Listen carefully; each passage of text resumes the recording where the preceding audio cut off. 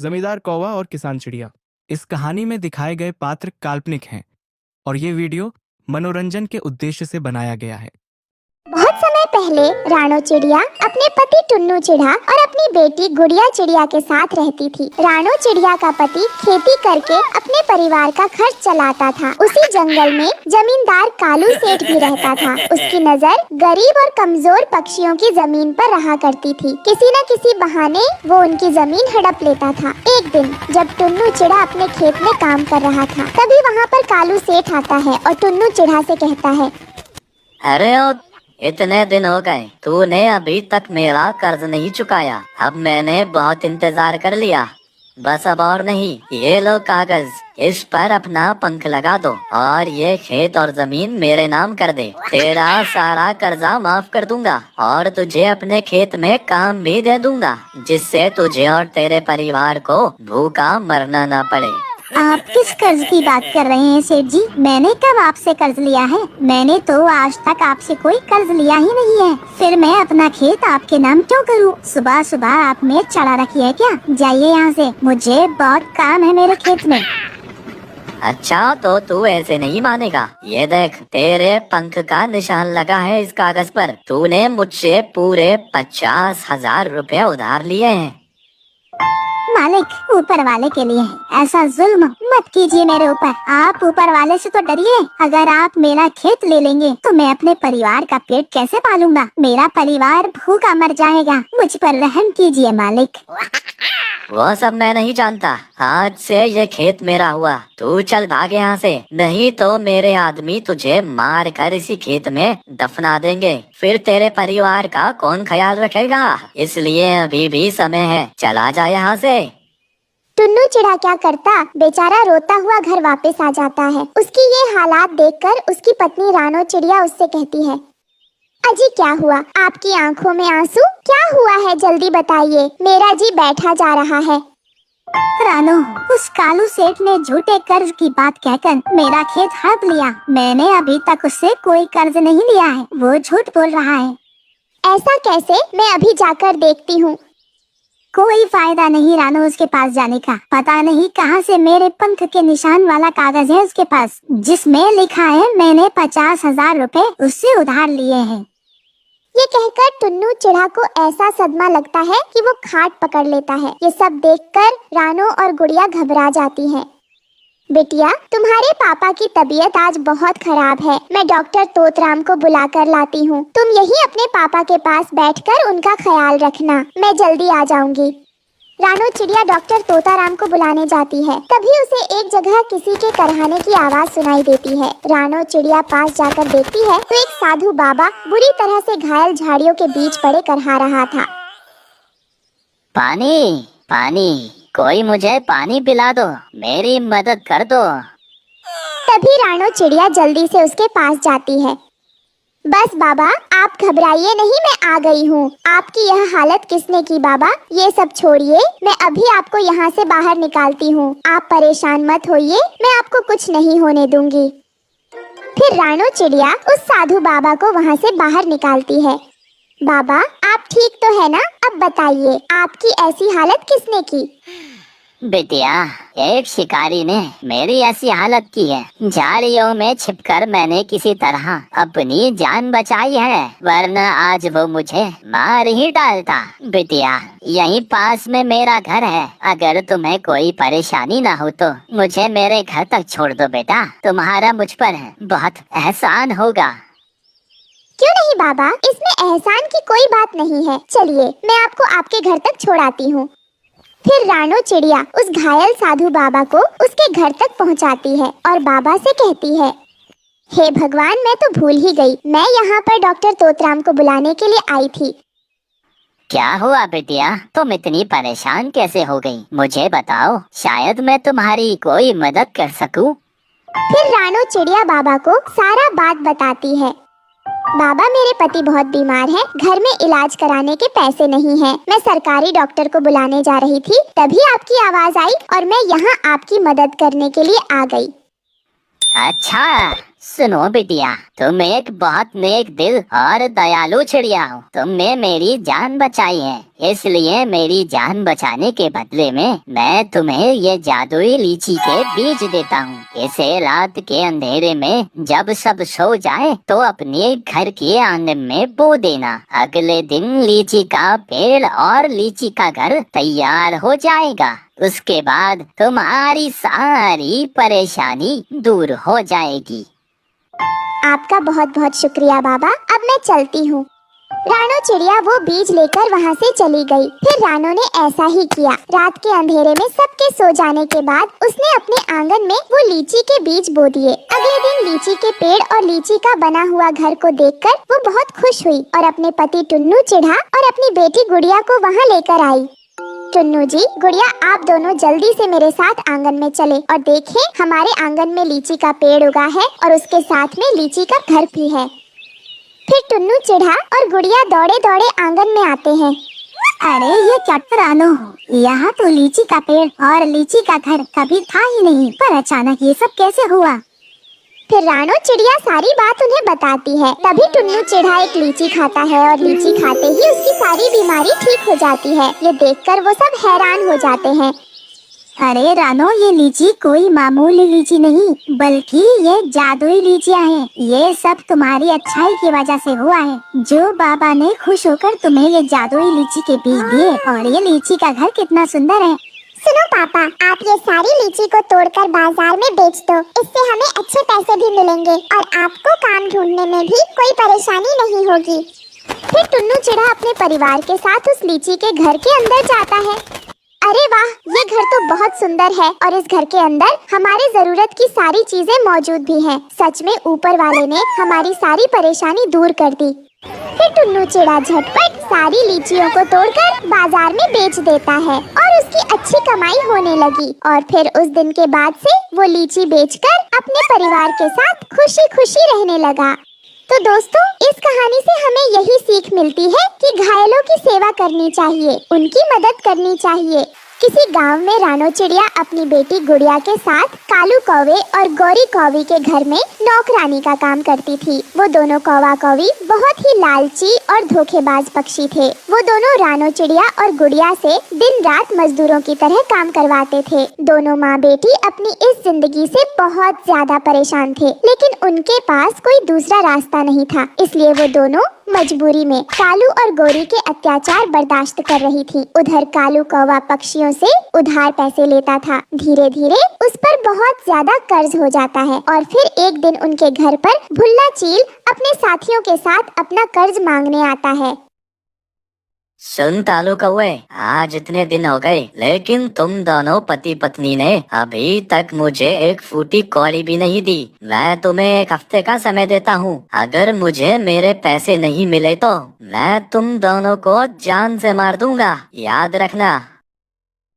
उसके बाद वो चील वहाँ से चला जाता है। उस चील की धमकी सुनकर कालू और गौरी की हालत खराब हो जाती है। हमें किसी भी तरह पैसों का बंदोबस्त करना होगा। वो पक्षी बहुत ही खतरनाक है। अगर हमने उन्हें पैसे नहीं दिए तो वो सच में हमें जान से मार देंगे। हाँ भाग्यवान, तुम बिल्कुल ठीक कहती हो। पैसों का इंतजाम करने के लिए हमें कोई न कोई उपाय सोचना ही होगा। हम इन दोनों माँ बेटी का इस्तेमाल करके पैसे का इंतजाम करेंगे। फिर अगले दिन कालू कौवा और गौरी कौवी रानो चिड़िया और उसकी बेटी को काली पहाड़ी पर जाने के लिए कहते हैं, क्योंकि वहाँ के रहने वाले पक्षियों का मानना था कि उस पहाड़ी के पास बेशकीमती मोती है। सुनो रानो, तुम अभी के अभी उस काली पहाड़ी के पास जाओ और हमारे लिए वो बेशकीमती मोती लेकर आओ, जिसे बेचकर हम अपना सारा कर्जा चुकाएंगे। मालिक, लेकिन मैं वहाँ कैसे जा पाऊंगी? आपको पता है ना, वहाँ पर खतरनाक। बस बहुत हो गया तुम्हारा नाटक, हम कुछ नहीं जानते। चुपचाप से तुम वहाँ जाओ, वरना तेरी इस बेटी को मैं जान से मार दूंगा। बेचारी रानो चिड़िया के पास कालू कौवे की बात मानने के अलावा और कोई रास्ता नहीं था। वो काली पहाड़ी पर जाने के लिए निकल जाती है। कुछ देर उड़ने के बाद वो पहाड़ी पर पहुंच जाती है, लेकिन उसे वहां पर बेशकीमती मोती नहीं मिलते। वो वापस घर आ जाती है, लेकिन कालू और गोरी उसे डरा धमका कर दोबारा काली पहाड़ी पर भेज देते हैं। लेकिन इस बार रानो चिड़िया का सामना खतरनाक जानवरों से होता है, जिन्हें देखकर वो बुरी तरह डर जाती है। हे भगवान, ये क्या? ये जानवर यहाँ कैसे आ गए? मुझे यहाँ से किसी तरह निकलना होगा, वरना मैं इनका शिकार बन जाऊंगी। फिर रानो चिड़िया किसी तरह अपनी जान उन जानवरों से बचाकर वापस घर आती है। उसे खाली हाथ देख कालू कौवा आग बबूला हो जाता है। मोती हासिल करना इस चिड़िया के बस की बात नहीं है, चलो यहाँ से चलते हैं। दूसरी तरफ बेचारी रानो की हालत पर उन दोनों को जरा भी तरस नहीं आता। माँ, ये दोनों बहुत ही लालची हैं, हमेशा अपने फायदे के लिए हम दोनों को मुसीबत में फंसा देते हैं। हाँ बेटा, तूने बिल्कुल सही कहा। हम दोनों की किस्मत बहुत खराब है जो हमें इनके साथ रहना पड़ता है। इस तरह देखते ही देखते कुछ दिन बीत जाते हैं। फिर एक दिन कर्ज वाले कालू को पैसे के लिए दोबारा धमकी देने आते हैं और उन्हें सिर्फ एक दिन का समय देते हैं। इस बात से कालू और गोरी दोनों बुरी तरह घबरा जाते हैं। मैंने सुना है कि पास वाले जंगल में एक बहुत ही खतरनाक तांत्रिक रहता है। अपने मंत्रों की शक्ति से वो पक्षियों को मारकर उन्हें जमीन में दफन कर देता है और अगले दिन मुर्दा पक्षी सोने के रूप में बदल जाते हैं। अरे वाह, ये तो तुमने बहुत अच्छी बात बताई। हम रानो और गुड़िया को उस तांत्रिक के हवाले कर देंगे। फिर तांत्रिक उन दोनों को मारकर जमीन में दफना देगा। उसके बाद दोनों का शरीर सोने के रूप में बदल जाएगा। इस तरह वो दोनों लालच में पड़कर रानो और गुड़िया को मारने का फैसला कर लेते हैं। दूसरी तरफ दोनों माँ बेटी उनकी सारी बातें सुन लेती हैं। ये दोनों तो अपने फायदे के लिए हम दोनों को जान से मारना चाहते हैं। मैंने ऐसा कभी नहीं सोचा था। हमें आज रात ही किसी भी तरह यहाँ से भागना होगा। फिर रात में मौका देखकर रानो चिड़िया अपनी बेटी के साथ वहाँ से भाग निकलती है। भागते हुए वो दोनों दूर जंगल में जा पहुँचते हैं।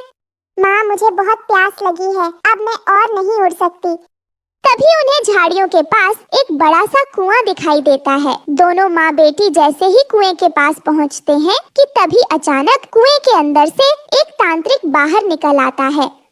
ओए, तुम दोनों कौन हो और इस खतरनाक जंगल में क्या करने आए हो?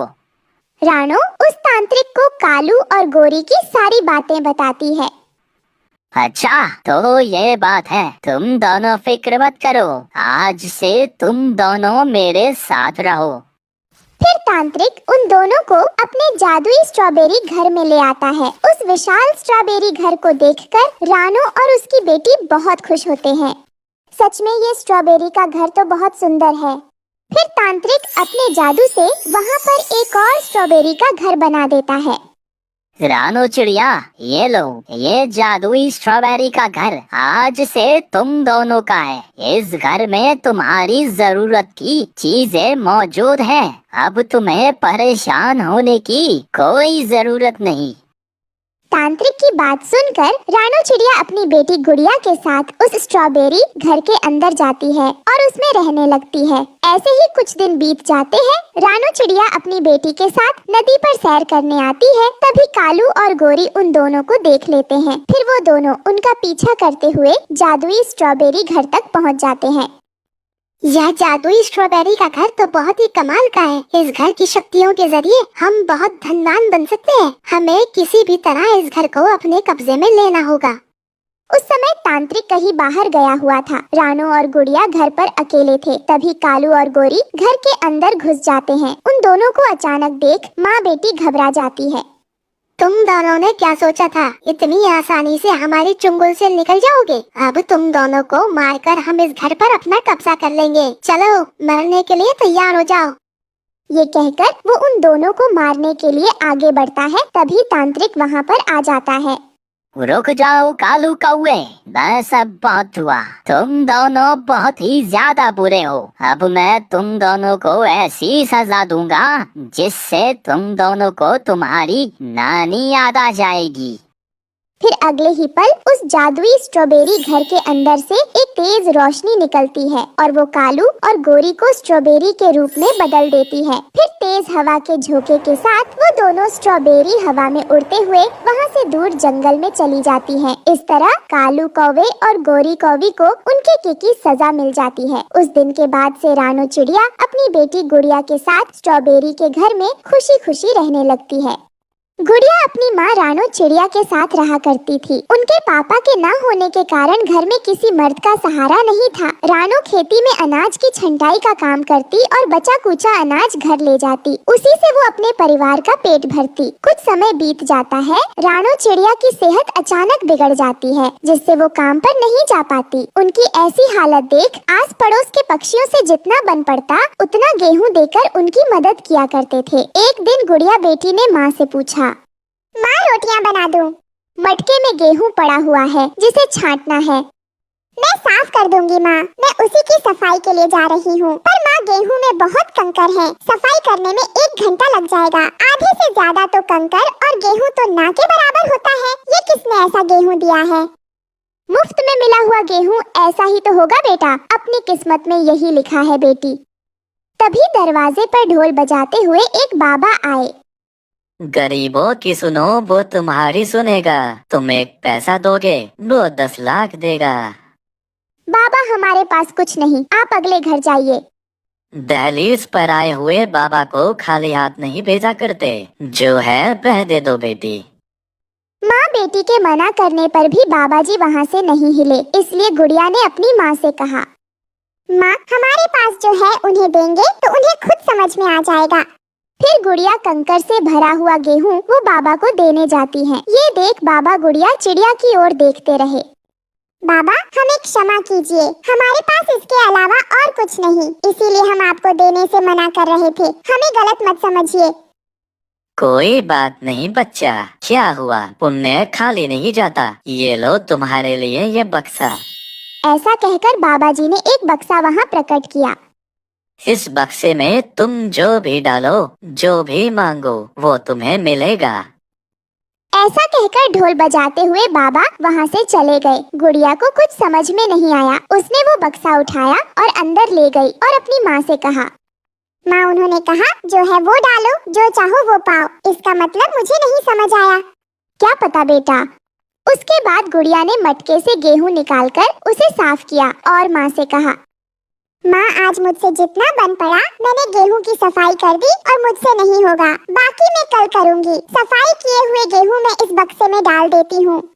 ऐसा कहकर गुड़िया ने उसके बक्से में जैसे ही गेहूं डाला, उसमें से रोटी बनकर बाहर निकली। यह देखकर दोनों को यह समझ में आया कि जो बाबा घर पर आए थे वो कोई साधारण नहीं बल्कि मायावी बाबा थे। उन दोनों ने पेट भरकर रोटियां खाईं और बाबा जी को मन ही मन धन्यवाद प्रकट किया। लेकिन यह खुशी उनके पास ज्यादा दिन तक नहीं थी। उनके पास जितना गेहूँ था वो खत्म हो गया।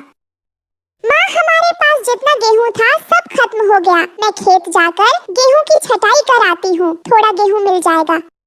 बेटा अब फसल की कटाई हो गई है, उस जमीन पर अब कुछ नहीं मिलेगा। अब वहाँ भेड़ बकरियाँ घूम रही होंगी। अब हम क्या करें माँ? ऐसा कहकर गुड़िया उदास होकर बैठ गई। तभी उसे बाबा जी की कही हुई बातें याद आई, जो होगा वो डालो, जो चाहो वो पाओ। तुरंत गुड़िया ने उठकर उन कंकर को उस मशीन में डाल दिया। तभी माँ वहाँ आई। अरे पगली, ये क्या कर रही है तू? वो ऐसे बोल ही रही थी कि उस मशीन में से रोटियां बाहर निकलने लगती हैं। माँ इसका मतलब हम इसमें जो भी डालेंगे तो उसके बदले में हम रोटियां ही मिलेगी। माँ हमें अब कुछ नहीं करना पड़ेगा। हम इसमें कंकर भी डालेंगे तो उसके बदले में हमें रोटियां ही मिलेगी। हम रोटियों को बेचकर घर चला सकते हैं। हाँ, ये बढ़िया सोच है। उसके अगले ही दिन से वो दोनों रोटियां बनाकर बेचना शुरू करती है। उनकी रोटियों का स्वाद बहुत ही अच्छा होने के कारण उनके पास पक्षियों की भीड़ लगने लगी। धीरे धीरे उन लोगों ने बहुत पैसा कमाया। ये सब उस जंगल में रहने वाले कालू कौवा से देखा ना गया। ये गरीब माँ बेटी रोटियां बेचकर इतना कैसे अमीर हो सकती हैं? कुछ तो दाल में काला है। आज रात पता लगाता हूँ। कालू रात होते ही रानो के घर की खिड़की से झांककर देखने लगता है। माँ कल के लिए मैंने ये कंकर लाकर रख दिए हैं। कल सुबह रोटियां बेचने हमें जल्दी चलना है। कंकर से रोटियां? कुछ समझ नहीं आया। कालू बेटा, यहाँ पूरी दाल ही काली है। कालू ऐसा सोचकर वहाँ से चला जाता है। सुबह होते ही गुड़िया वो कंकर उस बक्से में डालती है और उसमें से रोटियां बाहर आने लगती हैं। दूर बैठा कालू कौवा ये सब देख रहा था। अब आया ना ऊंट पहाड़ के नीचे। मुझे कैसे भी ये जादुई बक्सा चुराना होगा और मैं फिर घर बैठकर रोटियां तोड़ूंगा। कालू अपने घर जाकर जादुई मशीन चुराने का प्लान बनाने लगा। वहीं दूसरी तरफ रोटी ले लो, गर्मा गर्म रोटियां ले लो, ताजा ताजा आटे की रोटियां ले लो। कुछ ही देर में उनकी सारी रोटियां बिक जाती हैं और वो अपना ठेला लेकर घर चली जाती हैं। ठेले को पेड़ के पास खड़ा करके जब अपने घोंसले में आती है तो अपना सर पीट लेती है। हे ऊपर वाले, हमारे घर किसने चोरी की? कौन हमारा बक्सा चुरा कर ले गया? कितने दिनों बाद हमारे घर खुशियाँ आई थी और वो भी कोई चुरा ले गया। माँ, आप परेशान ना हो, वो बाबा का जादुई बक्सा कहीं नहीं जाएगा, वो हमें जरूर वापस मिल जाएगा। अब मैं इसमें कंकर डाल देता हूँ और फिर मजे से रोटियाँ खाऊंगा। कालू कौवा जैसे ही उसमें कंकर डालता है, उसमें से एक जोर का बिजली का झटका कालू को लगता है और जोर के झटके के कारण उसका घोंसला आग की चपेट में आ जाता है। कालू जैसे तैसे करके अपनी जान बचाकर दूसरे जंगल भाग जाता है। अगली सुबह, माँ, मैं पानी लाने जंगल जा रही हूँ, आप अपना ध्यान रखना। गुड़िया पानी की तलाश में इधर उधर भटक रही होती है। तभी उसकी नजर झाड़ियों के पीछे पड़े जादुई बक्से पर जाती है। वो तो शायद जादुई बक्सा है। गुड़िया खुशी खुशी वो बक्सा उठाकर घर ले जाती है। इस तरह दोनों माँ बेटी की जिंदगी में खुशियाँ आ जाती हैं और वो रोटियाँ बेचकर अपना घर चलाने लगती हैं।